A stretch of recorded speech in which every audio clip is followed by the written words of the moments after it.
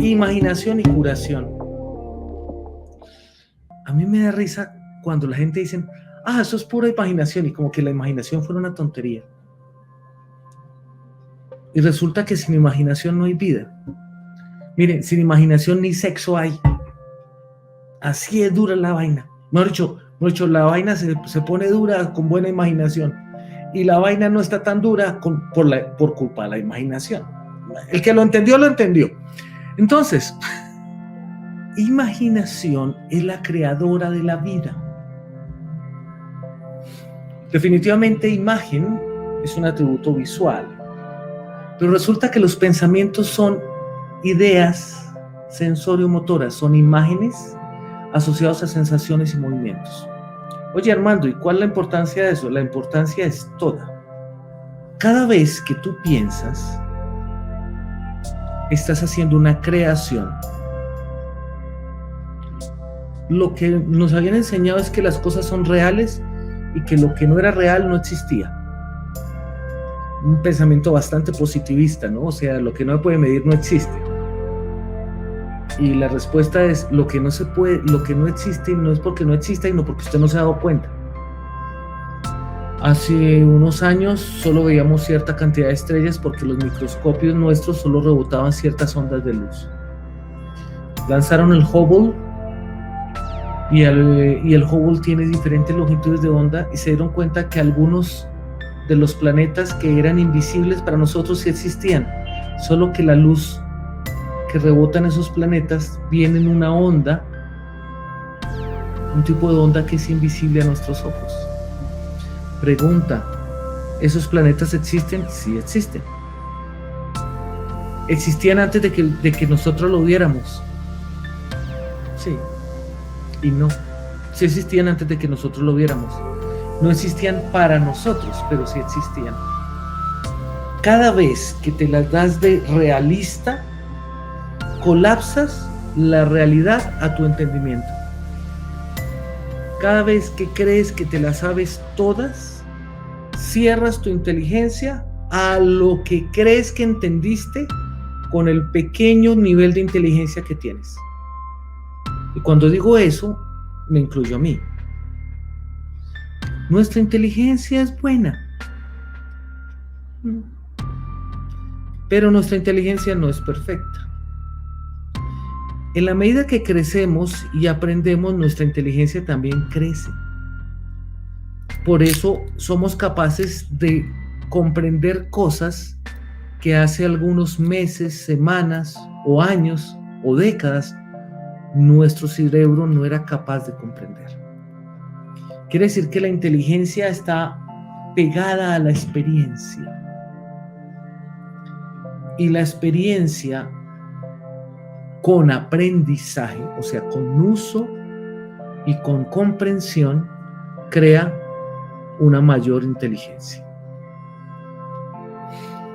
¿Por qué te digo nuestra pequeña inteligencia? Porque nuestra inteligencia es pequeña. Que ha ido desarrollándose, sí, wow. Pero no estamos en el culmen de la inteligencia, aunque uno se crea y se las dé. Hace unos años nos creemos muy inteligentes, ahora un poco más viejos, más aporreados por la vida, más golpeados por la vida. Decíamos, qué bruto que era yo, cómo hacía de tonterías. Y me creía perfecto. Está comiendo mierda y se cree fantástico. O sea, nuestra inteligencia es pequeña, va creciendo, pero siempre es pequeña comparado con toda la posibilidad. Y nuestra inteligencia es pequeña comparada con la inteligencia de la naturaleza. Nuestra inteligencia es pequeña comparada con Dios, con el universo. ¿Y para qué me sirve eso? Para permitirle a nuestra inteligencia crecer. ¡Punto! Las enfermedades son parte de la inteligencia. Son parte de los procesos de adaptación de la inteligencia de la naturaleza. Un corazón que bombea fuerte para darle más poder al cuerpo, para poder atacar, huir o sobrevivir, para defenderse, para poder mantener ese cuerpo fuerte y sobreviviendo a esas demandas de la vida. Y luego llega tu imaginación, haciendo que cosas que no eran una agresión parezcan agresión. Nota, ¿es real? Sí, porque tu imaginación es la acción que convierte una imagen en algo real. Todo lo que exista en tu imagen existe para ti. Entonces, ¿uno cómo hace para enfermar?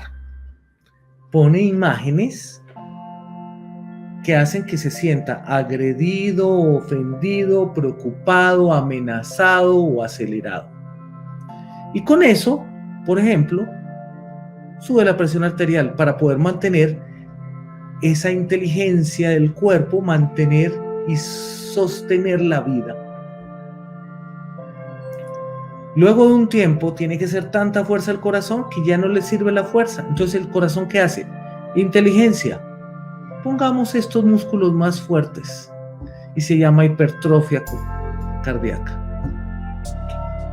Y para los médicos es otra enfermedad. Y yo te pregunto, ¿es otra enfermedad o fue el resultado del cuerpo en su inteligencia poder mantener la vida? Pero la inteligencia necesita un enfoque. La inteligencia necesita enfoque. Entonces, el enfoque de entendimiento es lo que dirige la acción. El enfoque de entendimiento es una imagen con sensaciones que dirigen las acciones. ¿De cuál inteligencia? De la inteligencia del cuerpo. Tú no necesitas estar consciente para respirar. De hecho, casi nunca uno se da cuenta de nada de lo que pasa en su cuerpo, porque la inteligencia de cada uno de los 3 trillones de células hace que tu cuerpo funcione. Y cada una de las células se puso de acuerdo con otra célula para hacer más o menos lo mismo o para actuar en equilibrio. 3 trillones de células que son más inteligentes que uno que las usa. ¿Cuántas entidades de inteligencia pegadas dentro de tu cuerpo?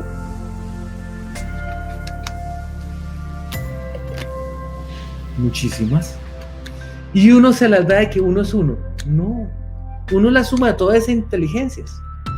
Pero como no escuchamos al cuerpo, son 3 trillones de células del cuerpo más 9 trillones de bacterias, hongos, parásitos que están viviendo ahí, que le dan una información, todos hablando, y uno no escucha a ninguno de esos. Uno crea su imaginación. Y a veces su imaginación no es para que esos 3 trillones de células estén bien, sino en que su imaginación uno es víctima de su cuerpo. ¡No joda! Cuando el cuerpo está tratando de que usted viva y usted está jodiendo a su cuerpo. Y luego dicen que la imaginación no es importante. Todo es imaginación. A ver, estos computadores, ¿por qué existen? Alguien se imaginó y luego puso esa imaginación en acción. San Anselmo decía, creo para comprender. Creo para comprender. O sea, decido primero crear y creer. Dije algo. Creer y crear. ¿Qué es eso? Imagen en acción. Imaginación es un acto de creación. Creo para comprender. Primero creo y luego le encuentro el entendimiento a eso que estoy creando. A mí me gusta mucho hablar de Viaje a las Estrellas. Me gustaba mucho. Y entonces en Viaje a las Estrellas desaparece Spock. ¿Se acuerdan? Desaparece Spock.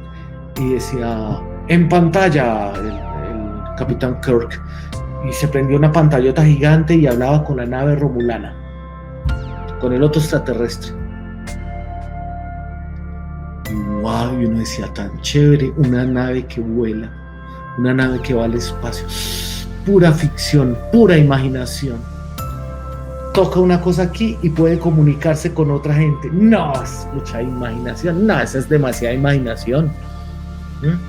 Pues muy bien, él se la imaginó Y luego científicos empezaron a decir, uy, tan chévere eso que se imaginó Roddenberry.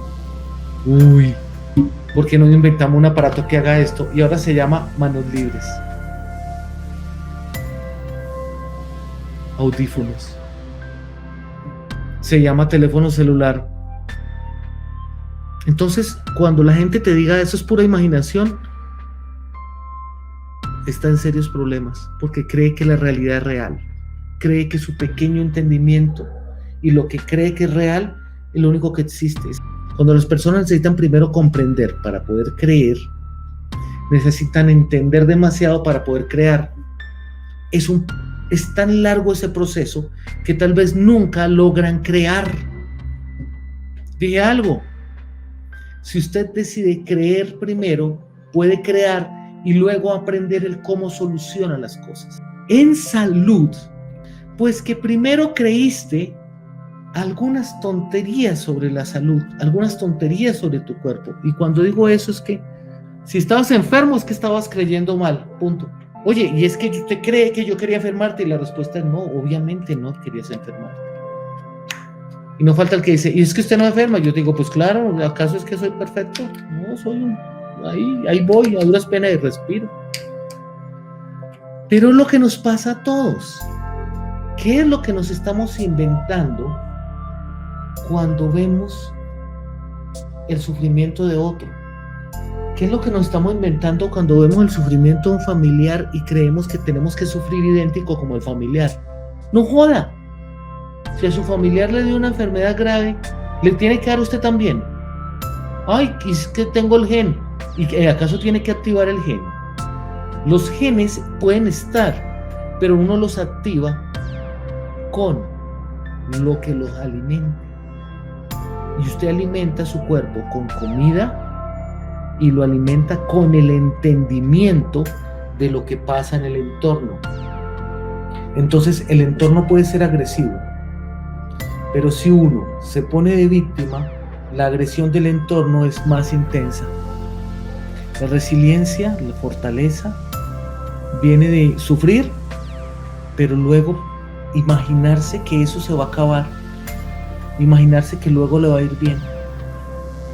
Hoy no tengo dinero, hoy tengo hambre, pero algún día voy a estar con la panza llena. Y ahora estoy sufriendo, pero no me da tan duro como el que está con la misma hambre, pero imaginando que nunca va a comer. Entonces ese que imagina que nunca va a comer va a generar más proteínas que inflaman, más actividad del simpático, más factor de necrosis tumoral alfa, más resistencia periférica a la insulina, ¿sí? Y va a dañar su cuerpo y a producir neurotoxinas, además de las que está teniendo por el catabolismo. Joder. No basta con ser inteligente. ¿Qué quiere decir? Que uno es inteligente, pero no tan inteligente como se les da. Que uno entiende, pero a veces no entiende como le conviene. El atributo imaginación es un atributo que todos tenemos, solo que no nos damos cuenta que lo tenemos, y es una herramienta que todos usamos, solo que no siempre nos damos cuenta que la estamos usando. Todos imaginamos y algunos menosprecian su propia imaginación, por eso siguen usándola mal. Al usarlo mal, va a sufrir por sospecha, porque al usarla mal va a crear. Entonces la imaginación es la estructura que tiene tu mundo interior para convertirse en real. Si la gente se diera cuenta que la política es algo que se inventaron hace muchos años en Grecia y en Roma para ayudarle al pueblo, pues estarían desde ese punto de vista evaluando a los políticos y no sintiéndose víctima de ellos, y se darían cuenta que ellos deciden quién los va a dirigir y quién no. Y se darían cuenta que a veces uno sigue a pendejos. ¿Y esto qué tiene que ver con salud? Todo. Porque alguien te pone una idea una imaginación de su imaginación, y sobre esa idea te creas una imagen. Tal persona es mala. Sí. Y luego te inventas una cantidad de cosas para sostener la frasecita que alguien te dijo de que esa persona es mala. Y sobre esa imagen ya creaste un mundo en el que hay sufrimiento. La rabia es ese veneno que uno se traga con la esperanza de que el otro se muera. Tienes rabia por un político, por una postura de pensamiento, por alguien que alguien hizo o dejó de hacer. Y cuando haces eso, esa imagen va a producir acidez excesiva del sistema,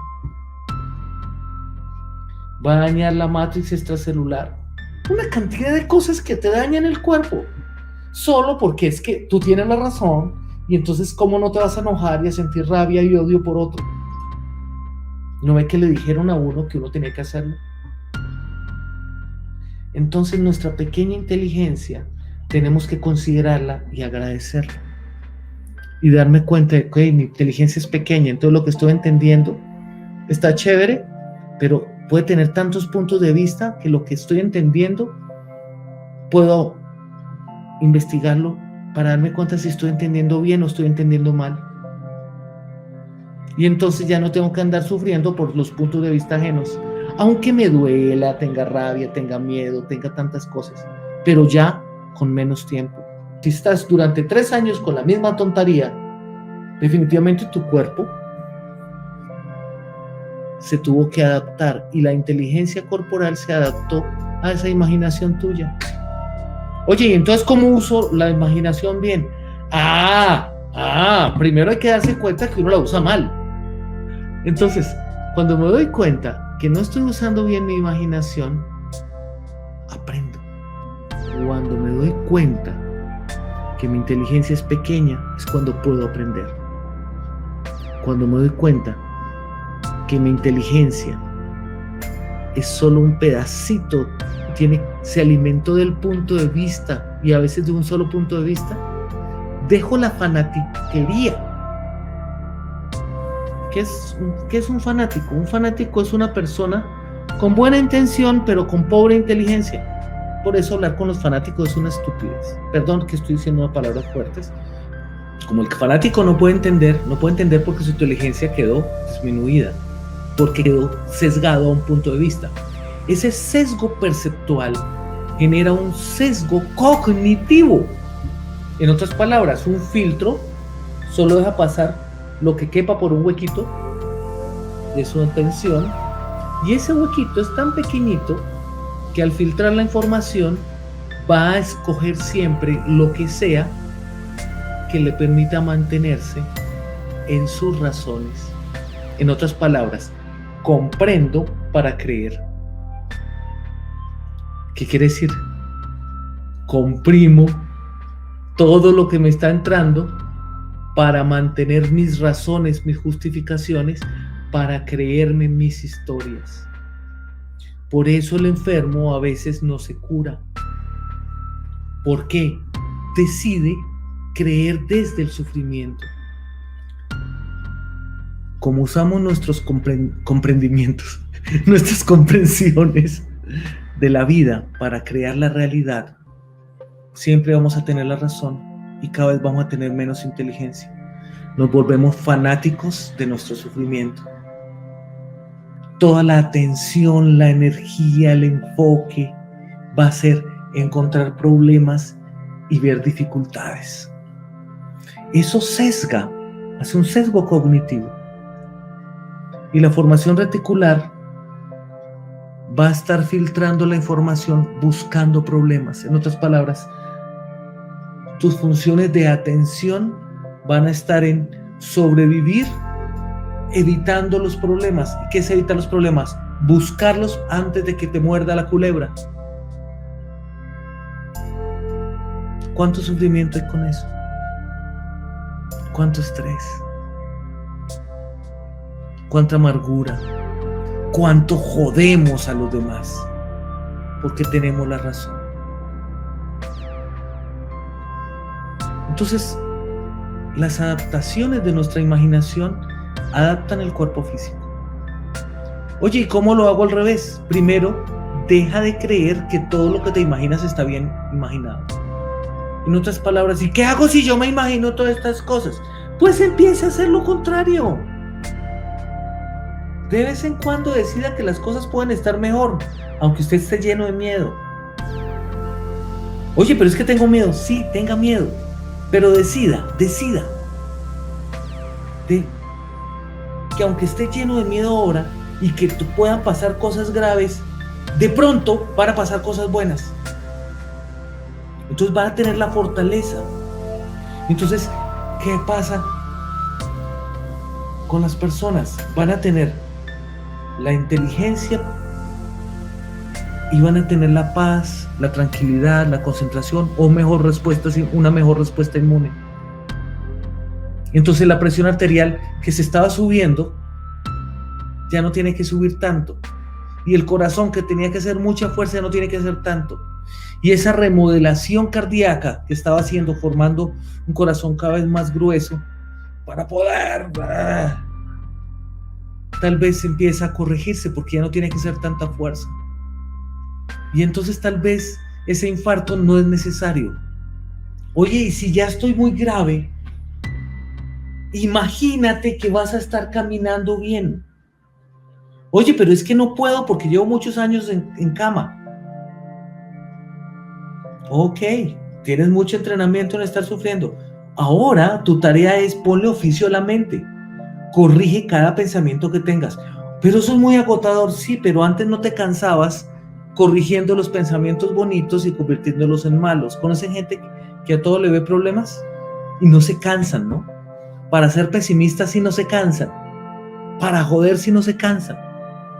Para amargarse y amargar a los demás no se cansan. Entonces, así como hemos tenido disciplina para hacerlo, podemos usar esa disciplina para corregir sistemáticamente eso que nos estamos imaginando.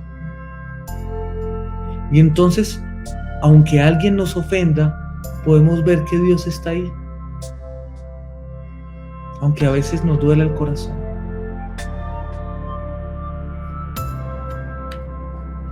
Aunque a veces la gente nos haga daño. Podemos ver también en ellos a Dios. Y tal vez uno decidir, ok, no voy a dar más papaya para que me siga haciendo daño, pero tampoco voy a odiar, tampoco voy a agredir, y voy a dejar de sufrir, aunque sea un ratico. Dije algo. Entonces la imaginación requiere objetivo. ¿Tu objetivo es tener la razón o paz en el corazón? ¿Cuál es tu objetivo? ¿Tener la razón de que las cosas son horribles y que no se puede? ¿O tener paz en el corazón y llegar donde quieres? Entonces, esa imaginación requiere que el patrón de sensación sea compatible no con lo que uno está sintiendo en ese momento, sino con lo que quiere sentir. Entonces, la imaginación que vive en el futuro se anida en el ahora. Entonces quiero sentir paz, no la estoy teniendo ahora, no la busques en el ahora porque no la encuentras, tienes que buscarla en el futuro. Y entonces, ¿y qué hago para sentir paz? Respire como si tuviera paz y no tengo, pues respire como si tuviera paz y no tengo, que respire como si tuviera paz. ¿Por qué? Porque si usted está pidiendo paz, es que ya sabe que existe. Entonces una parte suya ya ha vivido la sensación de paz. Se lo repito. Una parte suya ya ha sentido paz. Y en ese momento,